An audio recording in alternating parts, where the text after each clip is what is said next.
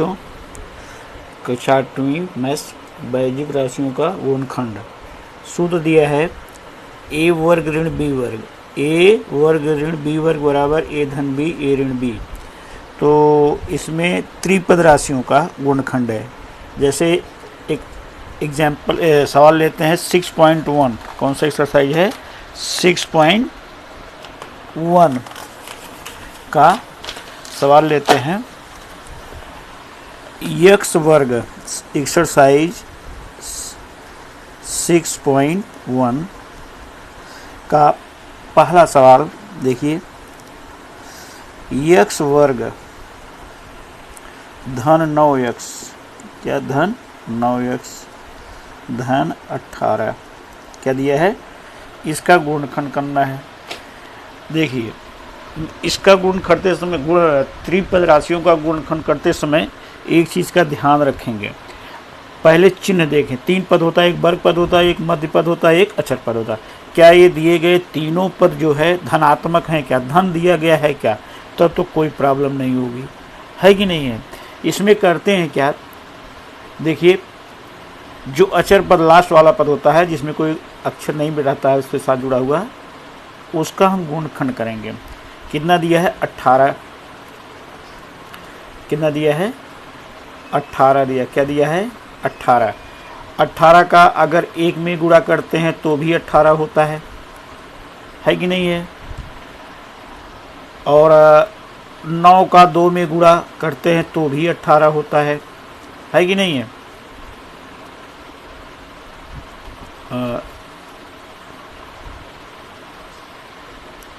9 का 18 बराबर हो जाएगा 9 गुणे 2, यह भी होता है। फिर 18 का गुणनखंड होता है 6 गुणे 3, है कि नहीं। और कोई ऐसी संख्या है जिसका गुणा करेंगे तो दो संख्याओं का 18 होता है क्या? एक तो एक में 18 गुणा करते तो 18 बनता है, एक 18 9 का 2 में गुणा करते हैं तो 18 बनता है, एक 6 गुणे 3 होता है, 18 होता है। अब इसमें कौन सा सही लिखेंगे, ध्यान दीजिएगा। अगर हम 18 और 1 को जोड़ते हैं तो 9 होता है क्या? बीच में कितना दिया है? 9 दिया है कि नहीं दिया है? 9x। तो अगर 18 1 जोड़ेंगे तो 19 हो जाएगा, तो हमको 9 चाहिए। फिर 9 और 2 जोड़ेंगे तो 11 होता है, यहाँ 9 दिया है। 6 और 3 जब जोड़ेंगे तो कितना हो जाएगा? 9। 6 3 जोड़ते हैं तो क्या होता है? 9 होता है। क्या होता है? 9 होता है। इसका मतलब यह जो आया गुणनखंड 6 गुणे 3 वाला, यह राइट है। क्या है? राइट है। तो 9x की जगह हम क्या लिखेंगे? 6x और 3x। x वर्ग धन 6x धन 3x धन 18। 9 की जगह 6x धन 3x क्यों लिखा गया? क्योंकि 18 गुणे x वर्ग है ना। अचर पद का और वर्ग पद का गुणा करते हैं। x वर्ग गुणे x वर्ग गुणे 18 बराबर 18 x वर्ग होता है। तो हम 9 जगह क्या लिखेंगे? 6x गुणे 3x, तभी तो 18 x वर्ग होगा, है कि नहीं है। अब देखो कितना पद हो गया, गिन लो। 1 2 3 4। हम क्या करेंगे? 2 पद एक साथ ले लेंगे। क्या ले लेंगे? 2 पद एक साथ ले लेंगे। 2 पद एक साथ लेंगे। 6x 3x धन 18। तो यह 2 पद एक साथ हो जाएगा और यह 2 पद एक साथ हो जाएगा। अब क्या करना है? हमको कॉमन करना है। यहाँ देखो x वर्ग है, यहाँ x है, तो एक x बाहर निकाल लेंगे और यहाँ लिखेंगे x धन 6। अब ध्यान दीजिएगा, गुणनखंड करते समय पहले कोष्ठक में जो आया वही दूसरे कोष्ठक में लिखने का। दूसरा कोष्ठक बनाओ और वहाँ लिखो x धन 6। अब 3 है ना और 18 है, तो इसमें धन 3 कॉमन करेंगे। क्या करेंगे? धन 3 कॉमन करेंगे। तो 3 का x में गुणा करेंगे 3x हो जाएगा, और 3 का 6 में गुणा करेंगे तो 18 हो जाएगा। यानी x धन 6 और x धन 3, यह हमारा जो है गुणनखंड हो गया। x वर्ग धन 9x धन 18 का है कि नहीं है। यह हमारा आंसर लिख सकते हैं। आंसर x धन 6 और x धन 3 है कि नहीं है। यह मेरा आंसर हो गया। इस तरह से अब दूसरा सवाल देखिए, क्वेश्चन नंबर 1 देखिए।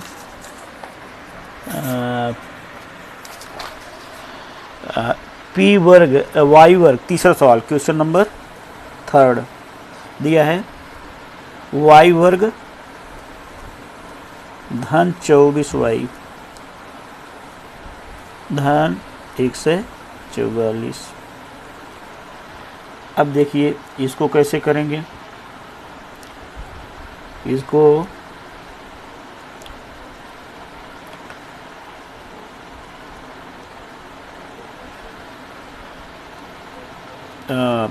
लास्ट पद क्या दिया 144, 1 से 44, 1 गुणे 144 का गुणा करेंगे 144 होगा।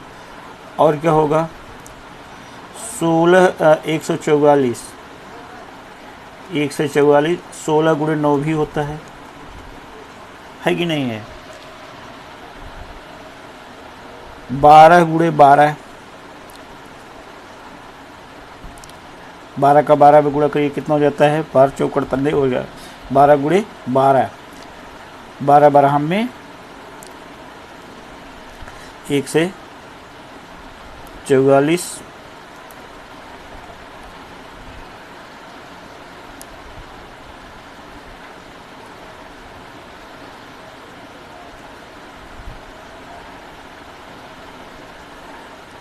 एक से 44 बराबर 12 गुणे 12। और कोई संख्या क्या है 24 गुणे 6, 144 बराबर क्या होता है 24 गुणे 6, 6 चौका 24, 6 दूनी 12, 2 14। इतनी संख्याओं का गुणनफल होता है लगभग। अब इसमें 100 सही है, उसको चेक करो। 144 और 1 जोड़ोगे तो कितना होगा 145। यहाँ कितना बीच में दिया है 24, इसका मतलब ये नहीं होगा। उसके बाद 16 और 9 जोड़ो कितना होता है 25, यहाँ कितना दिया है 24, यह भी नहीं होगा। फिर 12 12 जोड़ो,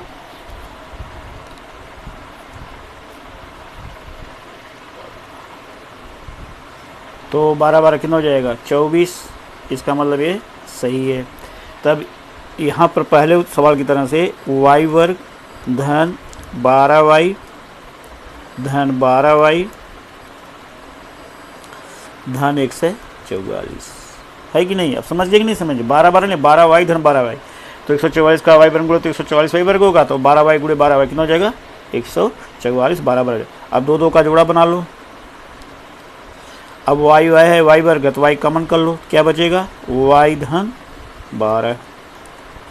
अब हमारा यह सही है कि गलत है। y का y में गुणा करोगे तो y वर्ग होगा, और y का 12 में गुणा करोगे तो 12y। अब मैंने क्या बताया था, जो पहले कोष्टक में लिखते हैं वही दूसरे कोष्टक में तुमको लिखना है कि नहीं। यहाँ धन 12 छोटा पद है तो वही धन 12 कॉमन हो जाएगा। पहले कोष्टक में मतलब कोष्टक अंदर क्या है y धन 12 कॉमन है, पहले इसको लिख लो और फिर y धन 12 है कि नहीं। अरे भाई यहाँ से y धन 12 कॉमन करेंगे ना, तो y बचेगा धन 12 बचेगा, वही लिखेगा y धन 12। यह तुम्हारा सवाल हल हो गया। अब इसको आंसर लिख लेंगे। क्या लिखेंगे आंसर। आंसर क्या आया है y धन 12 और y धन 12। तो इस तरह से तुम्हारा जो है यह हो गया धन वाला। लेकिन अब प्रॉब्लम कहाँ खड़ी हो जाएगी इसका गुणन करते समय, अगर जैसे बीच में ऋण दिया है, क्या दिया है बीच में ऋण दिया। क्वेश्चन नंबर 2 देखिए, क्वेश्चन नंबर 2, x वर्ग ऋण 10x 10x धन 9 दिया है कि नहीं दिया है?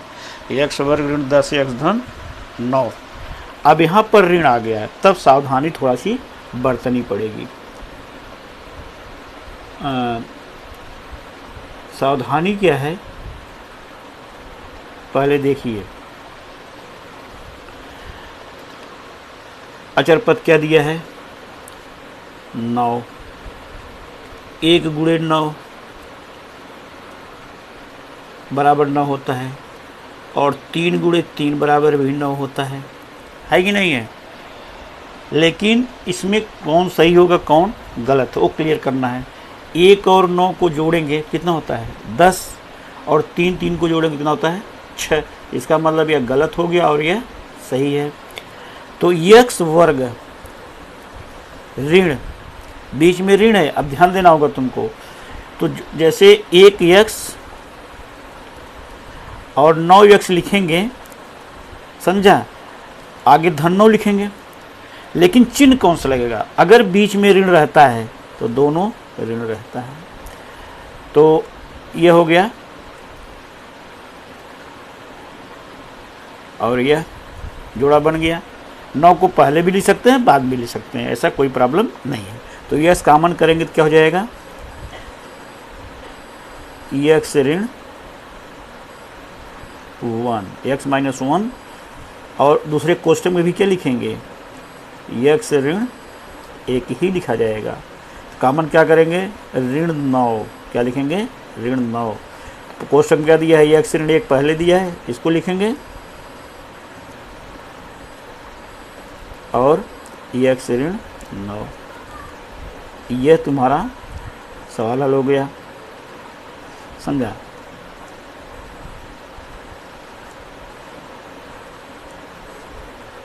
अब आंसर लिख लेंगे, क्या लिखेंगे? आंसर x ऋण 1 और x ऋण 9 है कि नहीं? यह तुम्हारा आंसर हो गया।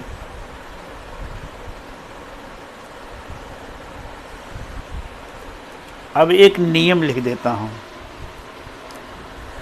ध्यान दीजिएगा, इसको नोट कर लीजिए, क्योंकि बोलने पर आप लोग लिखेंगे नहीं। नियम क्या कहता है? जब त्रिपद बैजिक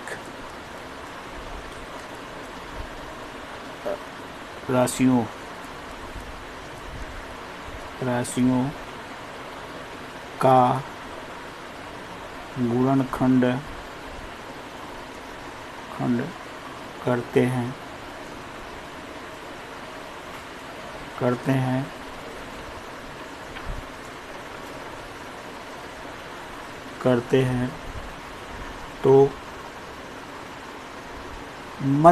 का गुणनखंड करते हैं तो मध्य पद में जब ऋण रहता है, क्या रहता है? ऋण चिन्ह रहता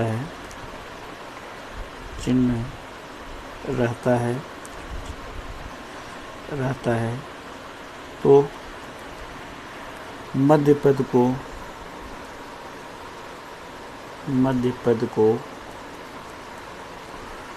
2 पदों के रूप में, मध्य पदों को 2 पदों के रूप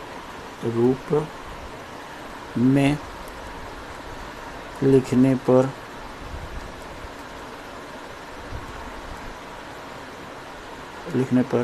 दोनों पदों के साथ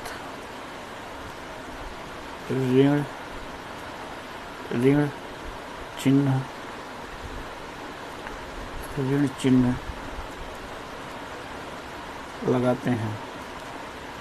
लगाते हैं। यह दिया है, जब त्रिपद बैजिक राशियों का गुणनखंड करते हैं तो मध्य पद में जब ऋण चिन्ह रहता है तो मध्य पद को 2 पदों के रूप में लिखने पर दोनों पदों के साथ ऋण चिन्ह लगाते हैं।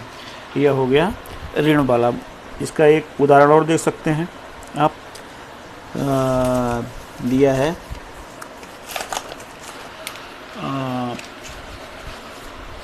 8वां सवाल दिया, क्या दिया है? 8वां, क्वेश्चन नंबर 8, क्वेश्चन नंबर 8 दिया है यम वर्ग ऋण 25 धन 100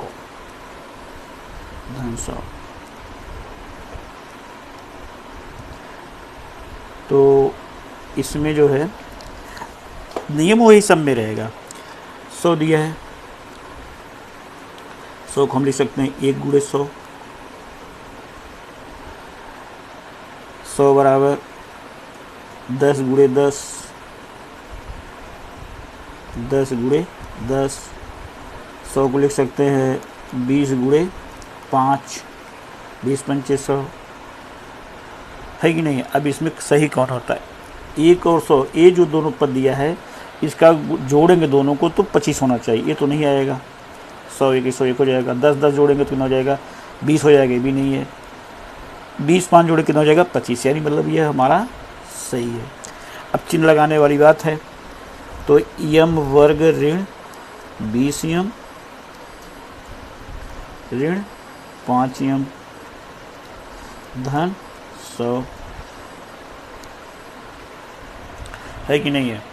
तो यम वर्ग ऋण 20 यम ऋण 5 यम धन 100, तो यम का कॉमन कर लेंगे तो बचेगा क्या? यम ऋण 20, और दूसरे क्वेश्चन क्या लिखना है? यम ऋण 20 ही लिखना है, यम ऋण 20 ही लिखने का, और ऋण 5 कॉमन करेंगे यहाँ से, क्योंकि 5 छोटा है ना 100 से, तो हो जाएगा यम ऋण 20 और यम ऋण 5। यह तुम्हारा सवाल हो गया हल। अब आंसर लिख देंगे,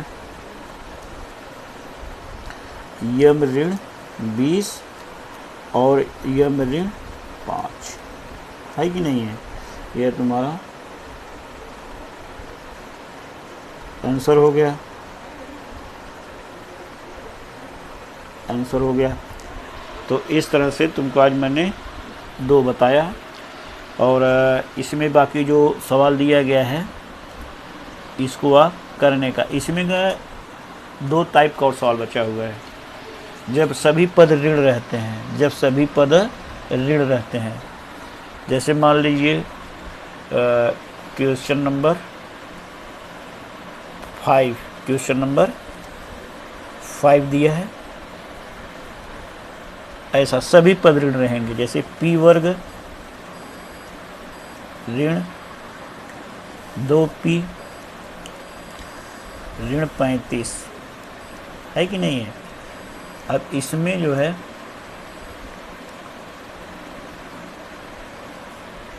आ, 35 ले लेंगे, क्या लेंगे? ऋण 35 नहीं, 35 केवल लीजिए आप। 35 लिखेंगे तो 1 गुणे 35, 35 और कोई संख्या होती है 35 का 35 बराबर 7 गुणे 5, 7 गुणे 5। अब यहाँ पर एक चीज़ ध्यान देना होगा आपको, अगर गुणनखंड करते समय दोनों पद अगर ऋण ऋण रहेंगे, अंतिम पद भी और मध्य पद भी ऋण रहेगा, तो बड़ी संख्या के सामने ऋण और छोटी संख्या के सामने धन। जैसे यहाँ बड़ी संख्या ऋण है तो ऋण लगाने का, और यहाँ क्या लगाने का? धन। उसी तरह यहाँ ऋण लगाने का और यहाँ धन। तो 35 में से एक गए ऋण 34 आएगा, यहाँ 2 दिया है, और 7 में से 5 गए क्या होगा? ऋण 2 आएगा, है कि नहीं है? तो यहाँ पर यह सही होगा और यह गलत होगा। इसको हल करेंगे, p वर्ग ऋण 7p धन 5p ऋण 35, है कि नहीं है? अब जोड़ा, 2 का जोड़ा बना, p कॉमन करेंगे तो p ऋण 7, नियम वही रहेगा, दूसरे क्वेश्चन भी वही रहेगा, p ऋण 7। यहाँ धन है, धन 5, है कि नहीं है? तो p ऋण 7 और p धन 5, यह तुम्हारा सवाल हो गया हल। आंसर लिख लो, आंसर p ऋण 7 और p धन 5, है कि नहीं है?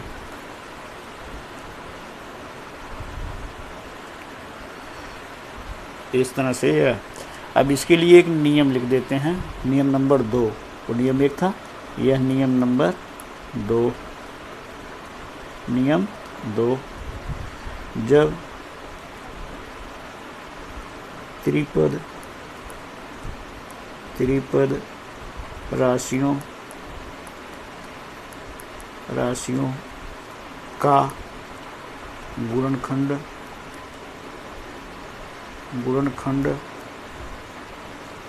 करते हैं तो मध्यपद और अचरपद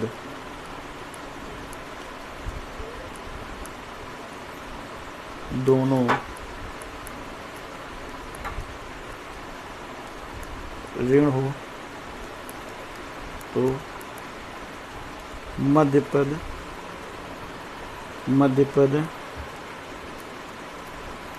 मध्यपद को जब दो पदों के रूप में लिखते हैं, दो पदों के रूप में लिखते हैं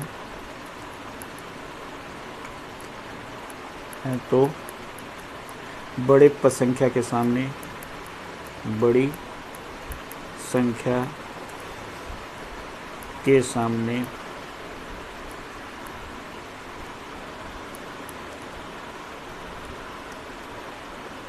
ऋण तथा छोटी संख्या के सामने धन चिन्ह लगाते हैं। तो इस तरह से 3 नियम बताया तुमको, याद रखना। अब इसके बाद जो है बाकी सवाल इसमें लगाना, और अगला वीडियो जब बनाएंगे तो उसमें जो बचा हुआ नियम हम बता देंगे। इसके बाद क्वेश्चन को वीडियो देखने का, लाइक करने का, सब्सक्राइब भी करने का। और एक सवाल मैंने दिया था, संगत कोण एकांतर कोण का कोई लड़का नहीं लगाया, तो उसको समझ में ही नहीं आया और कोई कमेंट बॉक्स में जा कर के पूछा भी नहीं। अगर कमेंट बॉक्स में जाकर पूछेंगे तो ही मैं बता सकता हूँ ना। Okay, thank you.